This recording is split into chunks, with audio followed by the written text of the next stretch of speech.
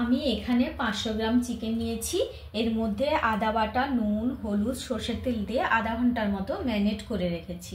এখানে আছে 2টো গোটা শুকনো লঙ্কা, এলাচ, দারুচিনি, লবঙ্গ, গোলমরিচ, গোটা জিরে, আর আছে এখানে 100 গ্রাম পেঁয়াজ কুচি আর একটা তেজপাতা।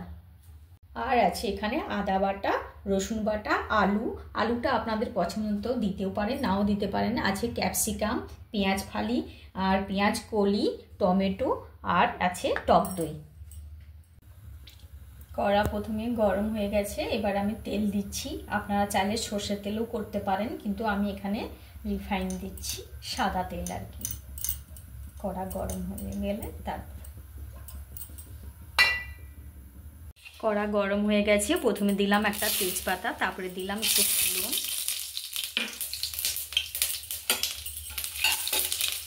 তারপরে দিলাম একটু পেঁয়াজ কুচি।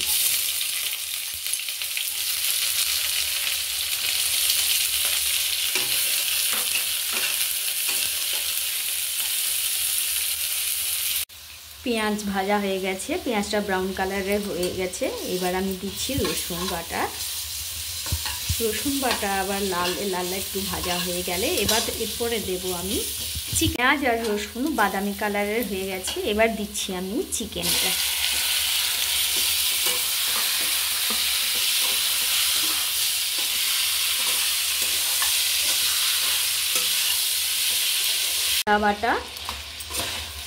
আদা বাটা নিয়ে একটু হালকা কষিয়ে নিয়ে এবার দেব আমি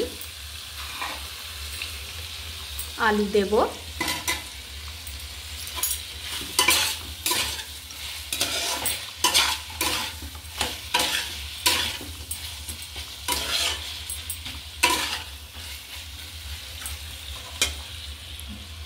দিচ্ছি লঙ্কা গুঁড়ো 1 চামচ, ছোট টিস্পুনের 1 চামচ,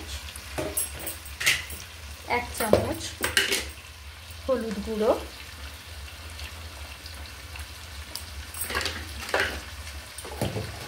দিয়ে আবার কষিয়ে নেব। দই,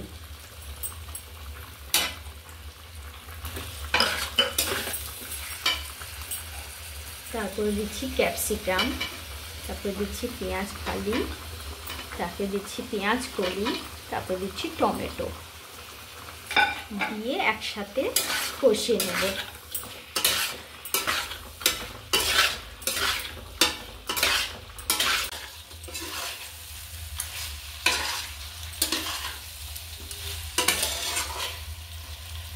আজকে চিকেন দো পেঁয়াজি।